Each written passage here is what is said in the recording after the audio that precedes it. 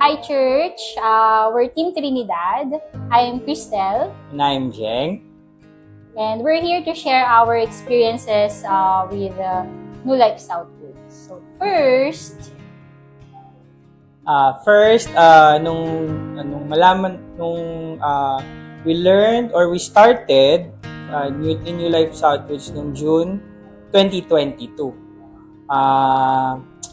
We transferred here sa Laguna kasi from Parañaque, nagkaroon ng maraming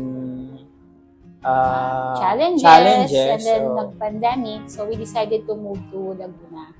And that time, 1 year na kami dito sa Laguna. And we felt na we were hungry and we're thirsty sa word ni Lord. And then, parang scroll lang siya sa Facebook and then he saw yung kanyang friend. Yes.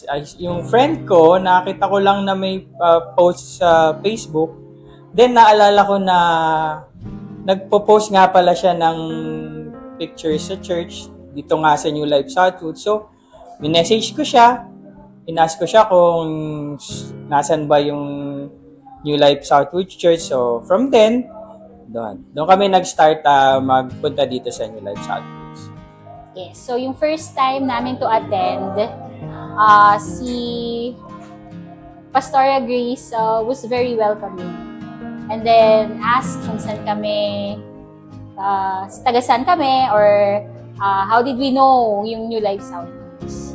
And then, from that Sunday, parang going to church was not it's not a decision anymore na or part of your routine. Parang we made sure na Sunday is church day na talaga. Yes. And then ang New Life Southwoods is it helped us in a big way sa relationship namin with God. So lahat ng first namin as a Christian dito talaga. Before, church-goer lang kami. Punta lang kami ng Sunday, then that's it na. Pero ngayon, nagkaroon kami ng Connect Group, first time. First time namin mag-serve. And then, naging part kami ng Love and Marriage. Tapos, ako, first time na exhort. So, maraming na tulong sa amin yung New Life Southwoods in our walk with God talaga. Yes, so for me naman, parang I was so proud na to discover na maraming bagay na pwede pang magawa si Jeng dahil nai-encourage siya ng church to do or to express kung ano pa yung kaya niyang gawin. So, hindi lang siya bound sa wheelchair niya, but he's out there and doing things na pinlant ni Lord sa heart namin.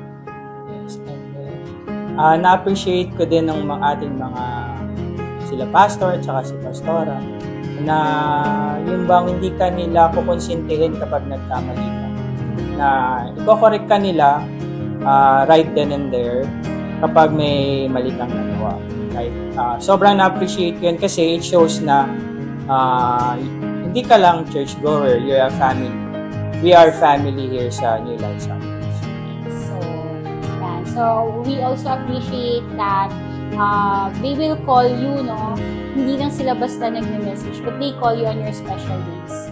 So that's one thing na you are a member of this family, na they care for you, they pray for you, and they are with you do sa journey mo. Hindi lang sa walk mo with the Lord, but also your walk in life.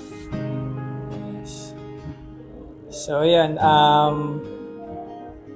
Thank you, New Life Southwoods. Yes, so before we end, parang I want to share with you Joshua 25:14. As for me and my household, we will serve the Lord. Kasi yun yung pinlant sa amin ni Jeng, ni Lord, is to serve Him. And we encourage you, church, to serve the Lord then. Yeah. Thank you so much, church, for listening to our testimony.